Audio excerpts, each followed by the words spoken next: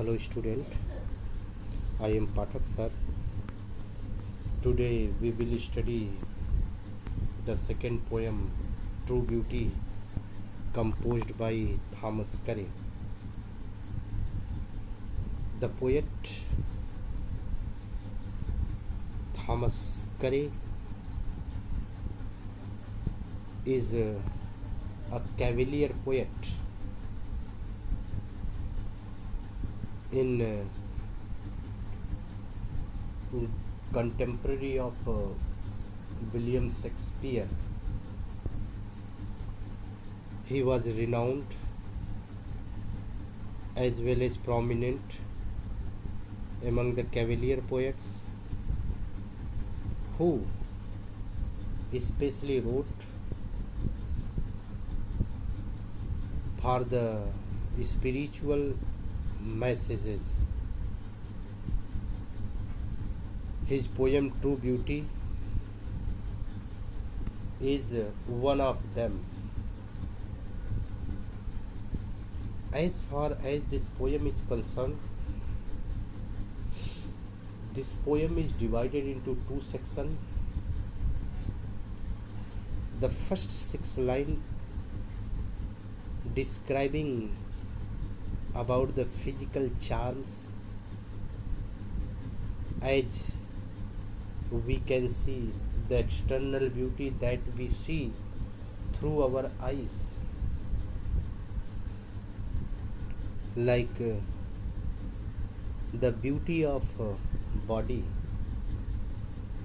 rosy cheek, long hair, beautiful eyes,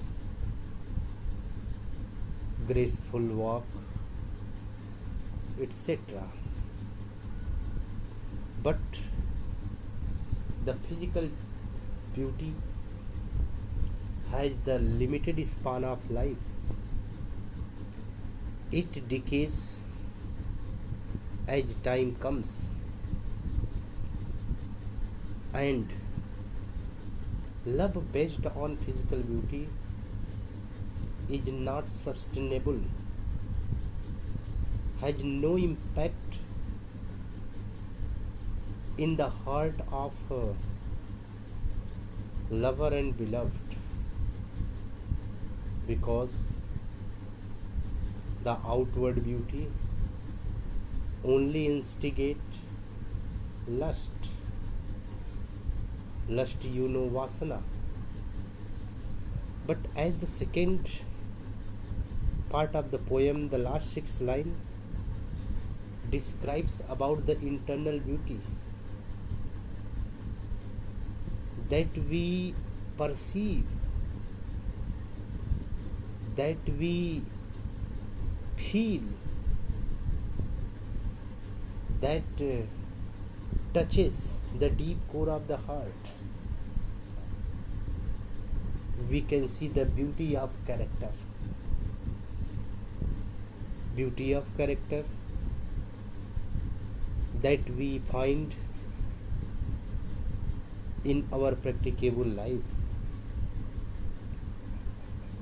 like simplicity, honesty, the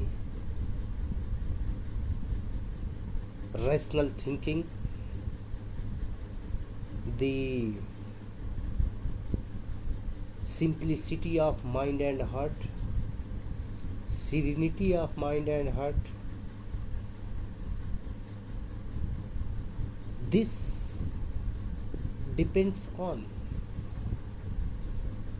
the mental beauty that we know is spiritual beauty.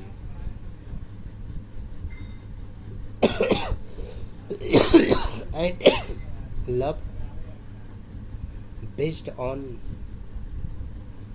mental beauty, spiritual beauty, is always sustainable, is always memorable, remains in the world as the ideal for the others. And the poet himself confesses that the love based on beauty of character is a true love, and love based on character is true beauty, and poet glorifies the beauty of mind and beauty of soul. The beauty of mind and beauty of soul is our simplicity, our firmness, our confidence, our pious thought that touches the heart. Besides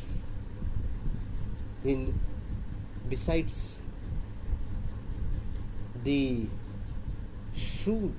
soothing of the heart.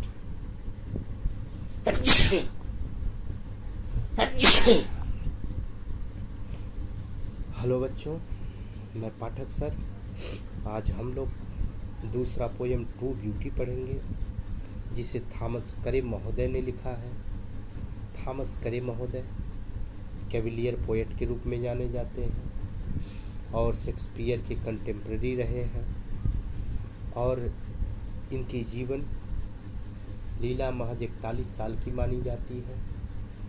इन्होंने मुख्यतः आध्यात्मिक दर्शन के रूप में कविताओं को लिखा है, जो व्यक्ति को अंदर से, अंतरात्मा से, वास्तविकता से रूबरू कराती है। यह ट्रू ब्यूटी कविता में कवि ने दो तरह की सुंदरता का वर्णन किया है, एक शारीरिक सुंदरता, दूसरा चारित्रिक सुंदरता। जो शुरुआत की 6 लाइन है, उन 6 पंक्तियों में कवि ने शारीरिक सुंदरता के बारे में वर्णन किया है। यह शारीरिक सुंदरता जो हम देखते हैं, जो हमारे अंदर, जो देख करके हमें हमारी इंद्रियों को प्रेरित करता है, उस शारीरिक सुंदरता का जिक्र कवि ने किया है। कवि बाह्य सुंदरता पर प्रकाश डालते हुए कह रहे हैं कि जो बाह्य सुंदरता होती है वह प्रेम को निर्धारित नहीं करती, क्योंकि बाह्य सुंदरता समयांतराल में धीरे धीरे क्षीण होता चला जाता है, और प्रेमी प्रेमिका के बीच में बना हुआ प्रेम नहीं होता, बल्कि वह वासना से भरा होता है, और कालांतर में वह प्रेम हमेशा के लिए समाप्त हो जाता है। कवि दूसरी पार्ट में, लास्ट की 6 लाइन में, कवि जो है चारित्रिक सुंदरता, जिसे हम महसूस करते हैं, जो हमारे हृदय को छेदने के बजाय छू जाता है, जो हमारे मन और चित्त दोनों को स्थिर कर देता है, उस सुंदरता का जिक्र किए हैं। जो हमारे पवित्र विचार, हमारा विश्वास, हमारी सरलता, हमारे इंद्रियों का नियंत्रण, हमारे द्वारा इंद्रियों का नियंत्रण, ये सारी चीज़ें,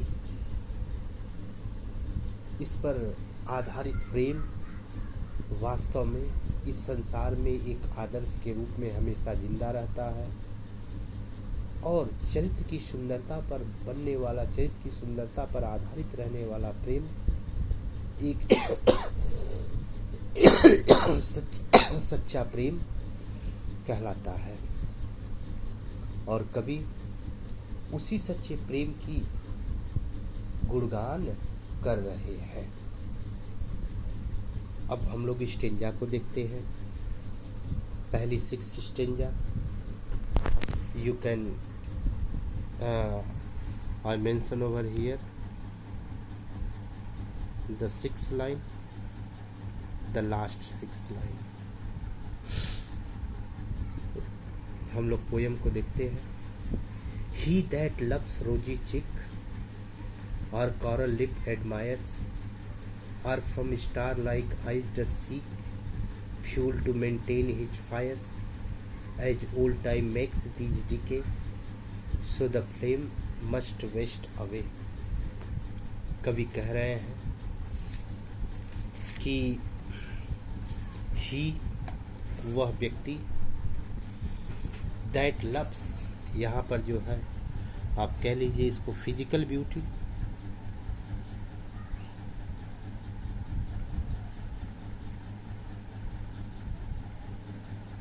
फिजिकल ब्यूटी यानी शारीरिक सुंदरता.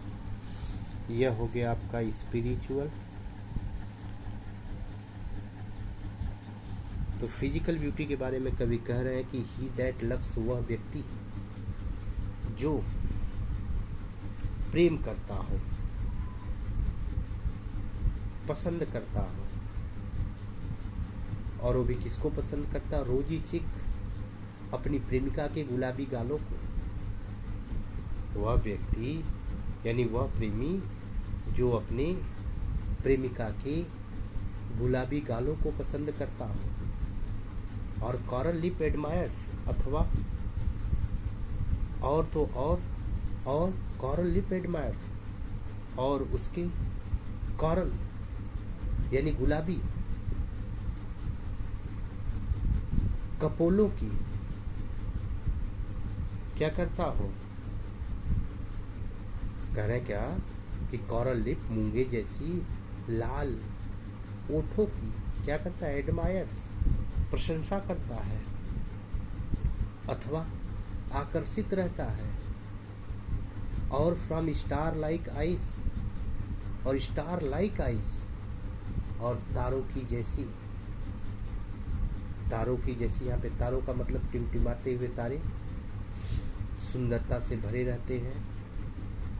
तो कह रहे हैं क्या कि फ्रॉम स्टार लाइक आइस, और स्टार लाइक आइस, और तारों की तरह दिखने वाली आंखों से अर्थात चंचल नैनों से डथ सीख, प्राप्त करता हो, लेता हो फ्यूल, प्रेमाग्नि को. यहाँ पे फ्यूल का मतलब ईंधन, लेकिन यहाँ पे प्रेमाग्नि होगा, प्रेमाग्नि को. और वो भी क्या करने के लिए? To maintain his fires, to maintain बनाए रखने के लिए, हिज फायर्स अपनी काम वासनाओं को. यहाँ पे फायर्स का मतलब होगा काम वासना,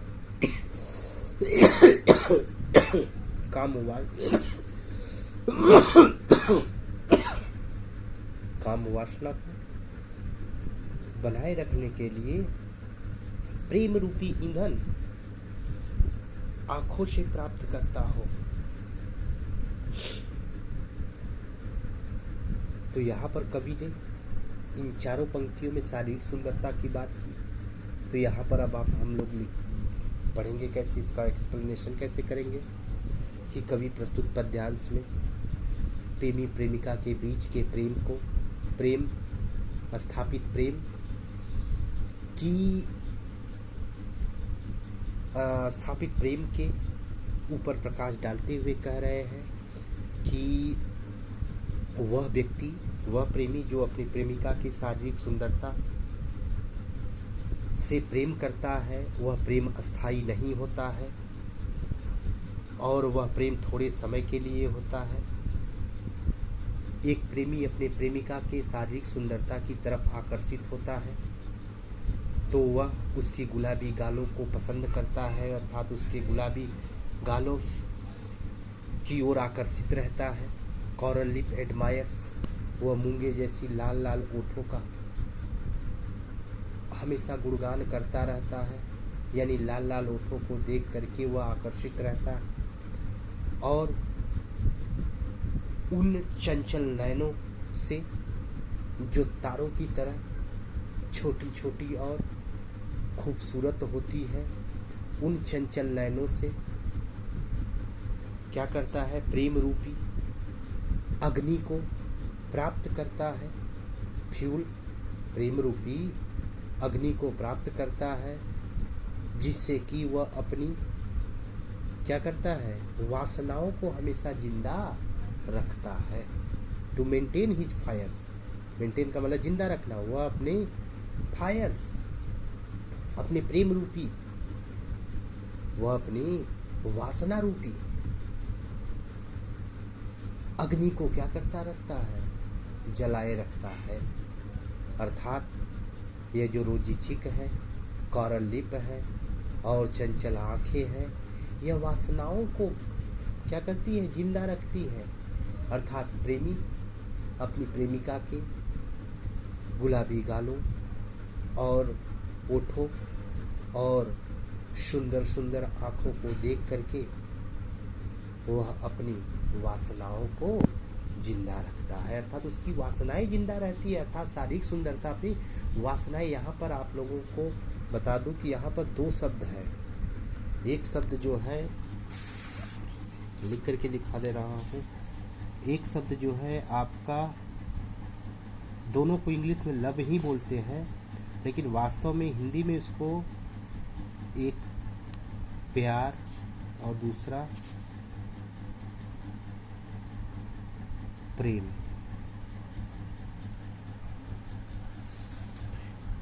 ये दोनों शब्दों में अंतर है।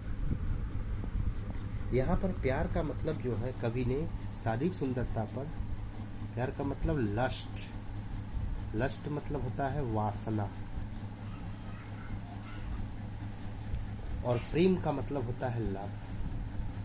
लव का मतलब सस्टेनेबल, और यह जो है यह टेम्पररी रहता है, अर्थात क्षणिक रहता है, उग्र रूप को धारण करा देता है। तो यहाँ पर कवि ने जो पहली वाली स्टेंजा है, इसमें यहाँ पर इन्होंने किसको दिखाया है, लस्ट को, कि जो शारीरिक सुंदरता पर जो प्रेम निर्भर करता है वो वास्तव में प्रेम नहीं है, बल्कि क्या होता है, वासना होता है। यह वासनाएं तब तक जिंदा रहती हैं जब तक rosy cheek, coral lip, star like eye जो हैं क्या रहती हैं, अपना कार्य करती रहती हैं। यहाँ तक क्लियर हुआ ना। एज, और जैसे ही ओल्ड टाइम्स मेक्स, और जैसे ही वृद्धावस्था आती है, यहाँ पर पर्सोनिफिकेशन है, ओल्ड टाइम को दिखाया गया है आने के लिए, तो ओल्ड टाइम मेक्स, जैसे ही वृद्धावस्था आती है, दीज डिके, दीज डिके यानी ये शारीरिक सुंदरता, यहाँ पे दीज जो है शारीरिक सुंदरताओं के लिए आया है कि शारीरिक सुंदरताएं क्या हो जाती है, डिके समाप्त होने लगती है। एज, जब वृद्धावस्था आती है तो यह शारीरिक सुंदरताएं क्या होने लगती है, अपने आप धीरे धीरे समाप्त होने लगती है। और और इस तरह से हिज फ्लेम्स, और उसकी प्रेम रूपी वासनाएं क्या हो जाती है, मस्ट वेस्ट अवे, अपने आप क्षीण होती चली जाएंगी। तो कह रहे हैं क्या कि एज, और जैसे ही वृद्धावस्था आता है, यानी कहने का मतलब कि ज्यों ही प्रेमिका बूढ़ी हो जाती है तो शारीरिक सुंदरता अर्थात वह रेडनेस ऑफ चिक, जो गालों की जो लालिमा है वह क्या होने लगती है, डिक्लाइन होने लगती है, धीरे धीरे फेडिंग होने लगती है। और जो कॉरल लिप है उसका जो है ब्यूटी समाप्त होने लगता है, और जो स्टार लाइक आइज है वह भी धीरे धीरे समाप्त होने लगते हैं। और जब वृद्धावस्था आ जाती है तो वास्तव में क्या होने लगता है, हिज फ्लेम्स वेस्ट अवे, और ज्यों ही वृद्धावस्था आती है तो ये जो शारीरिक सुंदरताएं होती है, जो फिजिकल चार्म्स होते हैं, वो क्या होने लगते हैं, समाप्त होने लगते हैं। और धीरे धीरे जो है, और जैसे जैसे वह शारीरिक सुंदरताएं समाप्त होने लगती हैं, यह वासना रूपी अग्नि भी धीरे धीरे क्या होने लगती है, समाप्त हो जाती है। तो यहाँ पर जो है पहली वाली लाइन, तीसरी वाली लाइन में जो है आपका स्टार लाइक आईज, यह सिमिली है जो कि लाइक आया है, ठीक। यहाँ पर जो दूसरी वाली है as old time makes this decay, यह पर्सोनिफिकेशन है। तो दो आपके जो है कमेंट्स हो गए। आपके राइमिंग स्कीम देख लीजिए। राइमिंग स्कीम जो है चिक, एडमायर, सीक, फायर्स, यानी यह अगर आपका राइमिंग स्कीम ये चिक आप ए और एडमायर्स अलग है तो बी, और फिर सिक और चिक है तो यह भी ए, फिर यह हो गया आपका बी, और डीके और अवे, और यह हो गया सी और सी। राइमिंग स्कीम हमेशा ध्यान में रखिएगा बच्चों, कि जो आप हाई स्कूल में राइमिंग वर्ड्स पढ़ते हैं तो वही जो है आपके राइमिंग स्कीम में होते हैं। और राइमिंग स्कीम को हमेशा जो है इंग्लिश के स्मॉल लेटर से दिखाया जाता है। और यह हमेशा ध्यान रखिए जो सिमिलर प्रोनाउंसिएशन होते हैं वह सिमिलर होते हैं, उसके बाद वह अलग हो जाएंगे। ठीक, तो ए बी और डबल सी, तो यह जो है आपके फर्स्ट स्टेंजा का हुआ। तो आपके कमेंट्स भी धीरे धीरे तैयार होते चल रहे हैं, आप समझते चले गए। इसलिए मैंने जो है आज कापी पेपर का भी यूज करना, पेपर और पेन का भी यूज करना शुरू कर दिया, कि ताकि आपको आसानी से समझ में आ जाए। अब आगे हम लोग देखते हैं दूसरे वाले मैंने देखिए अंडरलाइन किया है spiritual beauty. Spiritual beauty you know यानी मानसिक सुंदरता। तो यहाँ पर देख लीजिए, but a smooth and steadfast mind, gentle thoughts and calm desires, तो hearts with equal love combined, kindle never dying fires. Where these are not, I despise lovely cheeks, our lips, our eyes. तो कवि जो है ऊपर वाली stanza में जो है शारीरिक सुंदरता की बात की, और नीचे वाली स्टेंजा में कवि ने जो है मानसिक, आध्यात्मिक या चारित्रिक सुंदरता के बारे में जिक्र करते हैं। तो ऊपर वाली स्टेंजा के लिए चाणक्य ने एक श्लोक कहा है कि रूप यौवन संपन्ना विशाल कुल संभवा, विद्याहीना न शोभन्ते, निर्गंधा इव कीशुका। ऊपर चाणक्य महोदय ने कहा है कि रूप यौवन संपन्ना विशाल कुल संभवा, संस्कृत में श्लोक है, आप ध्यान रखते चलिएगा। विद्याहीना न शोभन्ते, निर्गंधा इव कीशुका। तो कवि यहाँ पर जो है चाणक्य महोदय ने कहा कि रूप यौवन संपन्ना, अर्थात आप सुंदर हैं, जवान हैं, रूप यौवन संपन्ना, विशाल कुल संभवा, ऊंचे कुल में भी पैदा हो सकते हैं, विद्याहीना